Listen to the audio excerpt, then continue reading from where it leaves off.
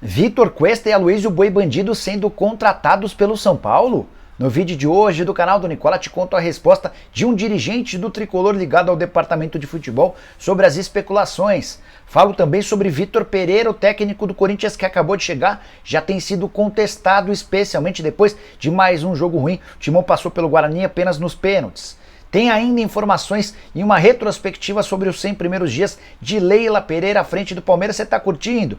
Para completar, todas as últimas do mercado, com novidades no Botafogo, a tentativa do Santos de contratar Sobral, volante do Ceará. Falo também sobre Tite no Arsenal. Enfim, você não perde por esperar, tem bastante coisa interessante. Antes de mais nada, deixa eu só me apresentar, sou Jorge Nicola, jornalista esportivo e criei esse canal no YouTube para falar sobre todos os clubes do Brasil e deixar você super bem informado sobre as coisas do futebol. Para não perder nada é muito simples, é só apertar esse botãozinho vermelho de inscreva-se. Não esquece também de ativar as notificações, beleza? Curtiu o vídeo? Deixa seu like também. Bom, bora contar que todo esse conteúdo é um oferecimento de Betano, casa de apostas esportivas que é patrocinadora master do Atlético Mineiro e do Fluminense. Por falar em Galo, parabéns pelos 114 anos de história, aniversário nessa sexta-feira. E a Betano preparou promoções bem legais. Antes, deixa eu só contar uma parte. Nesse meio de semana eu estava assistindo ao jogo do Atlético contra a Caldense, pressão danada do Atlético, já vencia por 1-0, e eu apostei que o Galo faria o segundo gol ainda no primeiro tempo. Essa aposta tinha uma cotação de R$ 3,40 por R$50, o Galo marcou o segundo gol e eu embolsei R$ 170, R$ 120 de lucro apenas nessa operação.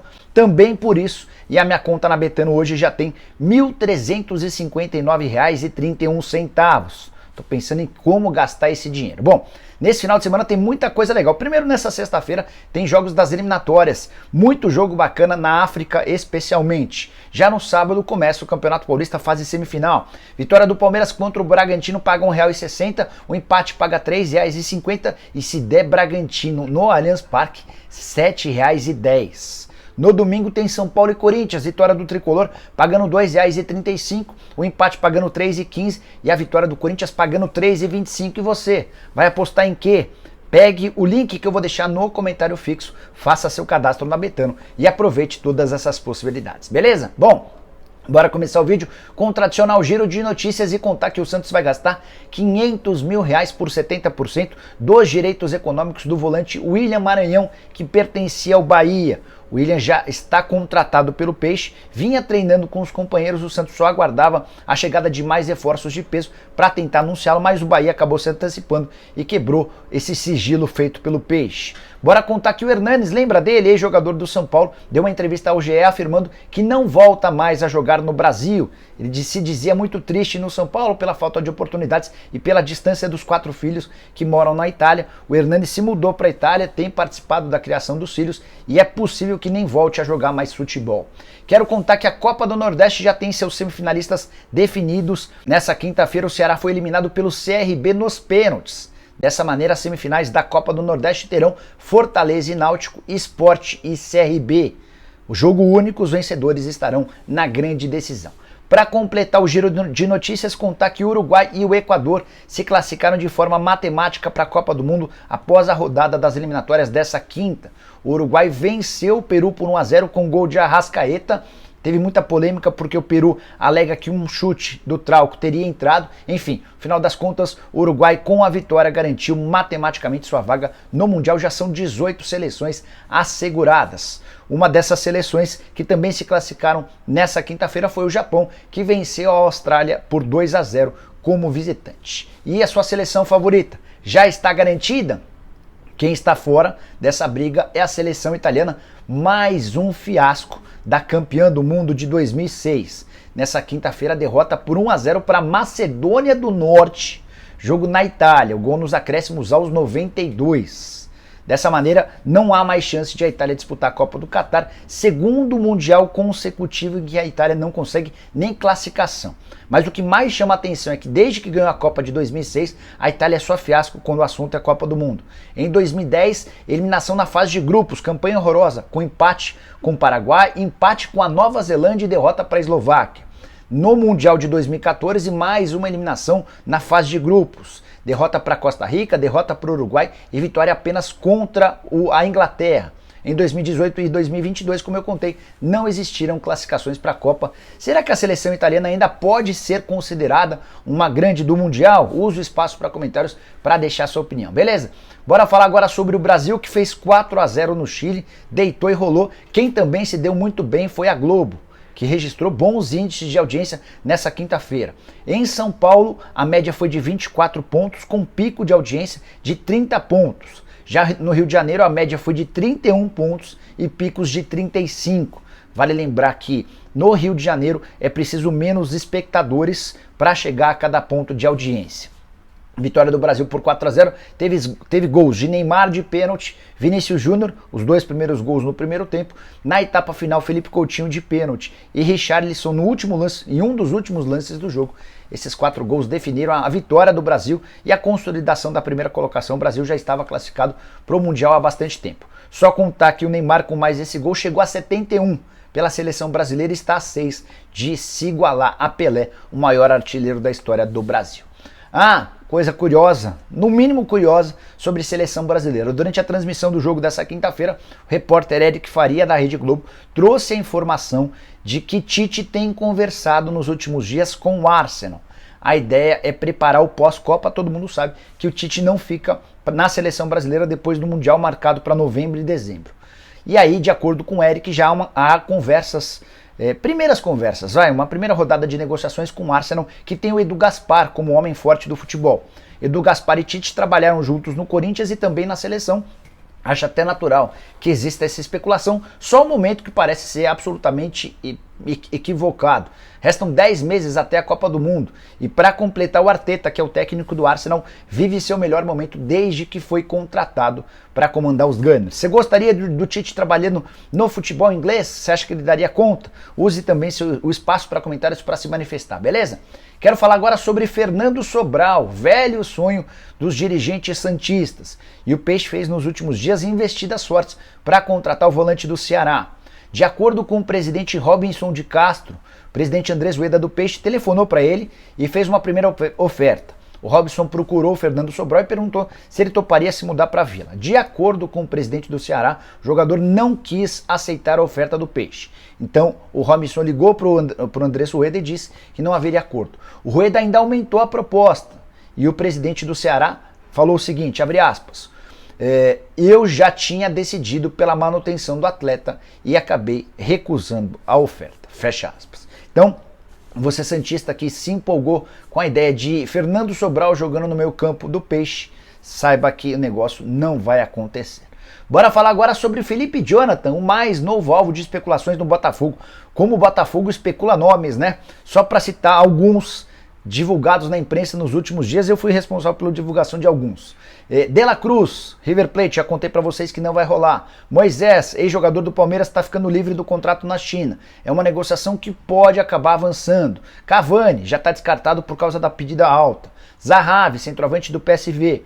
Existem negociações, Botafogo concorre contra um time da Major League Soccer. Daniel Júnior, meio atacante do Cruzeiro, a oferta de 1 milhão de euros já foi recusada. Botafogo vai precisar aumentar essa oferta se quiser tirá-lo da Raposa. Teve também uma suposição de o Sauer, que é um meio atacante brasileiro, Gustavo Sauer, pertence ao Boa Vista. Não chegou a existir proposta oficial. Também falaram nessa quinta-feira sobre Lucas Fernandes, ex-São Paulino que pertence ao Portimonense. E em meio a todos esses nomes, o último divulgado foi do Felipe Jonathan, lateral esquerdo do Santos. Informação que foi revelada pelo jornalista italiano Gianluigi Langari. Não conhecia o trabalho do Langari. Nessa semana ele contou que o Palmeiras tem interesse na contratação do João Pedro, do Al-Ahly, e de fato essa informação procede. O próprio empresário do João Pedro já me confirmou que as conversas começaram. Pois bem, mas voltando ao caso do Felipe Jonathan. Fui perguntar para um dirigente importante do Botafogo se haveria a possibilidade de alguma negociação com o lateral esquerdo do Peixe, que perdeu moral e espaço na Vila Belmiro. E esse dirigente do Botafogo descartou, afirmou que não procede essa informação. Quero falar agora sobre o São Paulo e a busca por reforços. O São Paulo está muito menos animado com reforços do que o próprio torcedor, que vive perguntando e especulando. E 2 nomes surgiram muito fortes durante a quinta-feira. O primeiro deles, Aloysio Boi Bandido. O segundo, Vitor Cuesta. A especulação do Boi Bandido é bem natural, até porque foi o próprio atacante, em uma entrevista na quarta-feira, que afirmou que gostaria de jogar no São Paulo. ele deixou bem claro que se pintar uma proposta do tricolor, ele acaba aceitando. O que eu fiz? Mandei mensagem para um dirigente ligado ao departamento de futebol. E aí, vocês podem contratar? A resposta foi, abre aspas, não há interesse, fecha aspas. Os 33 anos de idade, a pedida salarial alta e, mais importante de tudo, o fato de atuar numa posição em que o São Paulo alega já ter vários jogadores, faz com que o Aloysio Boi Bandido esteja descartado. E em relação ao Vitor Cuesta, o São Paulo chegou a fazer proposta ao Internacional no começo do ano pelo zagueiro. O zagueiro argentino, que naquele momento vivia um momento de baixa, acabou renovando o contrato e voltou a estar com o filme queimado. Recentemente esteve na lista de atletas disponíveis que o Internacional ofereceu ao Santos numa tentativa de troca com o Lucas Braga. Pois bem, o Vitor Cuesta nesse momento parecia uma opção fácil, mas também de acordo com esse dirigente do Tricolor, não haverá negociação com o Vitor Cuesta. O salário dele é o principal impeditivo, o cara que ganha na casa dos R$500 mil por mês. O Tricolor busca um zagueiro que saiba construir jogo, mas a ideia é gastar bem menos do que isso. Há uma necessidade muito grande de equacionar as contas, de diminuir custos, até por isso o São Paulo, nesse momento, vai priorizar contratações baratas. Você gosta do Cuesta? Gosta do Aloysio Boi Bandido? Use o espaço para comentários e deixe o seu pitaco. Bora falar agora sobre o Corinthians de Vitor Pereira. Timão que só passou pelo Guarani nessa quinta-feira na Neoquímica Arena nos pênaltis. O Corinthians ainda abriu o placar com Gil, acabou levando o gol de empate, também num lance de escanteio, cobrança de escanteio e cabeçada. O jogo acabou terminando em 1-1 e foi para a decisão por pênaltis. Só até aí, por ter empatado, o Corinthians já havia perdido o direito de, em caso de classificação à semifinal, enfrentar o São Paulo na Neoquímica Arena. O jogo está marcado para o Morumbi no domingo, 16 horas. Mas o Timão, para evitar um fiasco maior, ainda precisava eliminar o Guarani. Isso aconteceu com decisões dramáticas nos pênaltis, 7-6. O Cássio acabou sendo o grande herói da noite, pegando um dos pênaltis batidos pelo jogador do Guarani. Dessa maneira, o Corinthians está classificado para o confronto contra o São Paulo, mas tem muita gente, especialmente entre torcedores, cornetando o trabalho do Vitor Pereira. Aí você vai pensar, mas o cara não acabou de chegar? Sim, foram só 5 jogos. Os resultados aqui não foram muito bons. As únicas 2 vitórias contra os rebaixados do Campeonato Paulista, Ponte Preta e Novo Horizontino. O Corinthians também amargou esse empate com o Guarani, jogo em que ele precisava ser melhor. E as 2 derrotas foram em clássicos. Perdeu para o São Paulo e perdeu para o Palmeiras. Agora, no domingo, o Corinthians ainda tem um outro enorme problema. Além de não jogar em casa, ele tem 48 horas a menos de recuperação na comparação com o São Paulo, que já havia garantido sua classificação para as semifinais do Paulista na terça-feira. Levando em consideração a queda física demonstrada pelo Corinthians no segundo tempo do jogo contra o Guarani, esse pode ser um enorme adversário. Como é que você vê esse confronto? São Paulo, Corinthians e São Paulo tem favorito? Antes de mudar de assunto, só queria lembrar que foram 38.283 espectadores na Neoquímica Arena, bom público na noite dessa quinta-feira, apesar do jogo no horário não muito bom das 7 da noite. E aí, para arrematar de vez, um retrospecto curioso. Você sabia que nos últimos 9 jogos de mata-mata ou de mata entre Corinthians e São Paulo, Corinthians passou em todos? Curioso, né? O São Paulo conseguiu ser eliminado pelo Corinthians no Campeonato Paulista, na Recopa, no Rio São Paulo, enfim, tem esse longo jejum jogando a favor do Timão.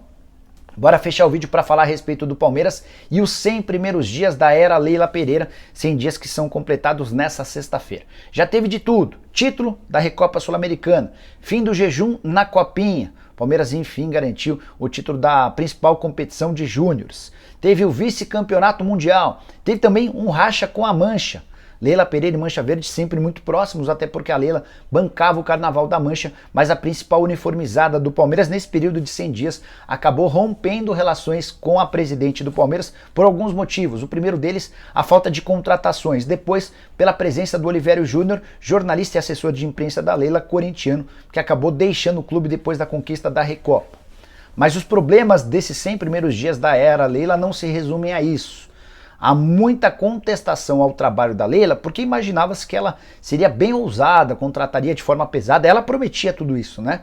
Só que na realidade, até esse momento a Leila tem sido extremamente conservadora, talvez até mais do que seu antecessor Maurício Gagliotti. Os 4 reforços, todos de qualidade discutível. Chegaram, por exemplo, o Navarro, que é reserva, o Atuesta, que joga com pouca frequência, o Jailson, talvez o melhor dos reforços, e o Marcelo Lomba, que é o reserva do Everton. O sonhado centroavante até o momento não foi contratado e não parece estar tão próximo assim. Pelo menos os grandes nomes especulados já estão todos descartados. Queria que você de 0 a 10 desse uma nota para os primeiros 100 dias da Leila Pereira. Tá curtindo ou não tá? Usa o espaço para comentários. Também não esquece de deixar like, de se inscrever no canal e de se inscrever no nosso canal de cortes aqui no YouTube, youtube.com/cortes do Nicola. Se inscreve lá. Abraço, tchau!